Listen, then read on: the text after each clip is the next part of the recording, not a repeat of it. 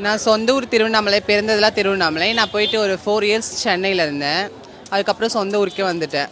அப்புறம் இங்கே திருவண்ணாமலையிலே வந்து கோவிலான ஃப்ளவர் ஷாப் வச்சு கடை வச்சுருக்கேன் நான். தேங்காய், பழம், மாலை, பூ அதெல்லாம் வச்சு வியாபாரம் பண்ணிட்டு இருக்கேன். வேறு எங்கேயும் போகிறதில்ல. பௌர்ணமி ஆனால் மட்டும் இங்கே எல்லைக்காளியம்மன் கோயிலான வந்து திருஷ்டி கழிக்கிறதுக்கு வருவேன். கல்யாணம்லாம் அவ்வளோ இப்போ லவ் பண்ணிகிட்டு இருக்கேன். நான் லவ் பண்ணிட்டு என்னை நல்லா பார்த்துக்கணும், வேறு எங்கேயும் விடக்கூடாது.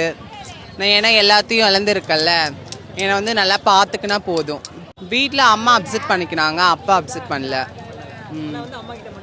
அம்மா கூட தான் இருக்கனே, பெற்றவங்க கூட தான் இருக்கேன் நான்.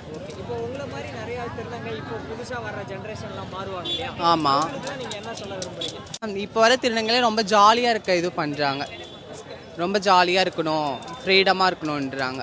எனக்கு வந்து அம்மாவுக்கு என் கூட பிறந்தவங்க யாரும் இல்லை, பாப்பா மட்டும் தான் இருக்காங்க. அதனால் நான் அவங்கள ஃபேமிலி மட்டும் நான் பார்த்துக்கிறேன். ஃபேமிலி கூட இருக்கேன். நான் ரொம்ப பிடிச்சிருக்கேன். எனக்கு ரொம்ப நான் ஆசைப்பட்டது நடந்துச்சு. எனக்கு ரொம்ப சந்தோஷமாக இருக்குது. நான் இதெல்லாம் நினச்சி பார்த்தேன், எனக்கு அதுக்கு மேலே நடந்திருக்கு. நான் இப்படிலாம் மாறணும்னு நினச்சேன். ரொம்ப சந்தோஷமாக ஹாப்பியாக இருக்குது இப்படி இருக்கிறதுக்கு.